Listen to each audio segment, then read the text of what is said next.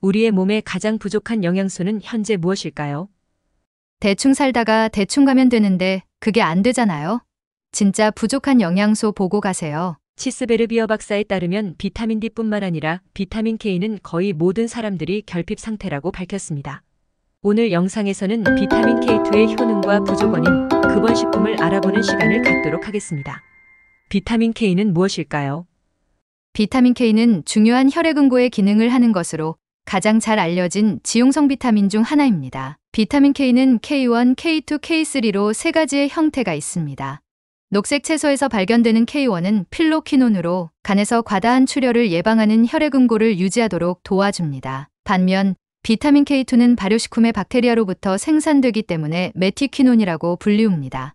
자연방목된 육류식품에서 얻는 K2는 MK4, 식물성 식품은 MK7으로 분리웁니다. K1은 결핍될 일이 거의 없습니다.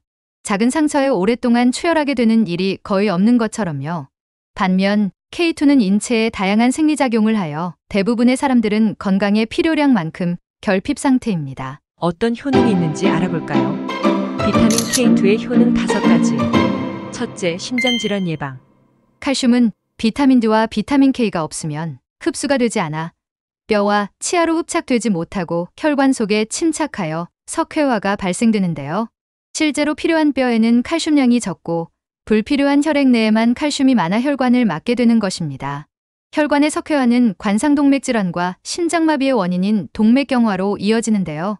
고혈압 환자의 고농축 칼슘 섭취는 심혈관 질환을 높인다는 내용은 방송으로도 많이 알려져 있습니다.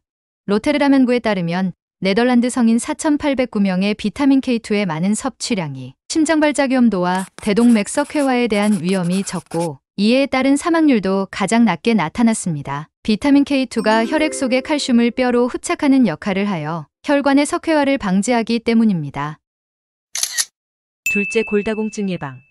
갱년기가 되면 뼈의 대사를 하는 여성 호르몬의 분비가 급격하게 줄어들어 뼈를 생성해내는 속도보다 부식되는 속도가 빨라져 골손실이 오게 됩니다. 뼈는 단단한 성분의 무기질과 유연한 탄성을 가진 유기질로 구성되어 있습니다. 그런데 너무 칼슘 보충을 최우선으로 하게 되면 균형이 무너져 칼슘이 혈액에만 남게 되고 뼈로는 부착이 되지 않게 되는 것입니다.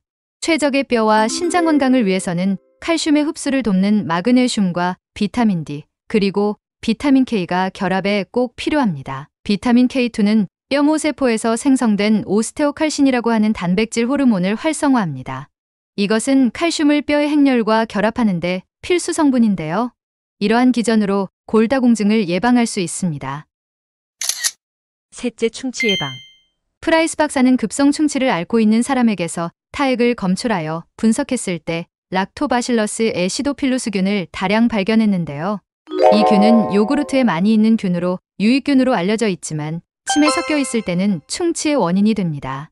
이 환자들에게 비타민 K2가 풍부하게 들어있는 버터를 먹이자 균수가 95%나 감소되는 놀라운 결과를 발견하였습니다. 비타민 K2는 침 속의 침샘에서 분비가 되는데요.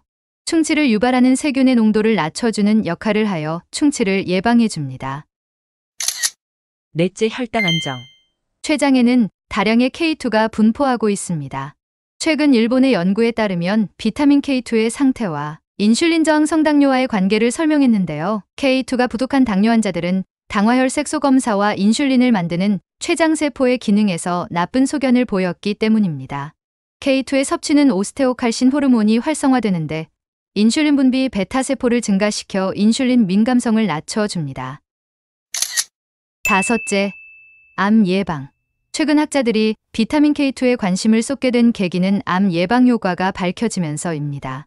현재까지 밝혀진 연구로는 전립선암, 폐암, 혈액암인데요.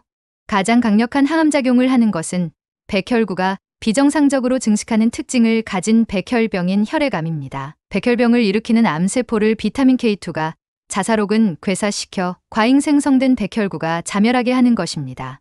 또한 간염에 걸린 여성에게 비타민 K2를 섭취하게 하자 간에서 암세포 성장이 늦어져 간암으로 진행되는 위험성을 크게 낮추는 연구 결과도 있었습니다.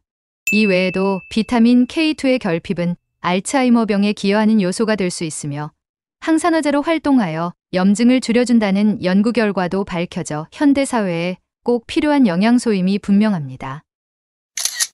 그렇다면 우리의 인체에 비타민 K2가 부족되게 된 이유는 무엇일까요? 비타민 K2가 부족하게 된 원인은 더 많은 동물을 편하게 먹기 위해서 건물 안으로 가축들을 이동시켜 동물의 먹이가 달라져서입니다. 비타민 K1은 광합성을 하는 녹색잎의 엽록체 세포막에 풍부합니다. 이 잎을 동물이 먹게 되면 동물의 몸속에서 K1이 K2로 전환되면서 비타민 A도 함께 생겨 노란색이나 주황색이 나타나는 것이죠. 사람은 장내 세균이 부족하여 K1에서 K2로 전환하는 능력이 떨어지지만 동물은 전환시키는 능력이 뛰어납니다. 가축들이 목초지에서 풀을 뜯어먹고 자랐을 때의 버터, 달걀, 치즈, 고기에서는 필요로 하는 양을 충분히 얻을 수 있었는데요. 현재는 풀을 뜯어먹지 않고 곡식을 먹고 자라기 때문에 충분한 K2가 식품에 없습니다.